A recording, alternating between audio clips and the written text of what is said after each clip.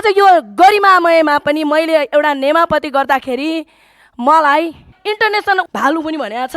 म भन्छु हाम्रा आफ्नै आदिवासी महिलाहरू साथीहरूले पनि धेरैले बेसे अनि के अरे चाइल्ड ट्राफिकर भनेर मलाई चाहिँ यो थुप्रै सामाजिक सञ्जालमा मलाई लेखेको छ।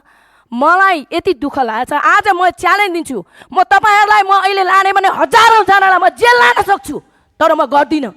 म एक पैसा पनि सरकारको मेरो नाममा म खर्च गर्न चाहन्न, तर म चुनौती दिन्छु। तपाईँ चाहनुहुन्छ भने तपाईँले चाहनुहुन्छ भने होइन, यो मेरो समय सन्दर्भ नै छ।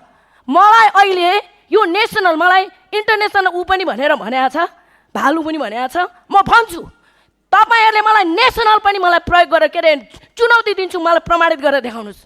मैले कतिजनालाई लगाएको छ प्रमाणित गरेर देखाउनुहोस्, नभए यसरी चाहिँ मान्छेलाई चाहिँ झुटो आरोप लगाउनु पाइँदैन। आज म यही सभामा बसेर म आफ्नो डिफेन्ड गर्दैछु।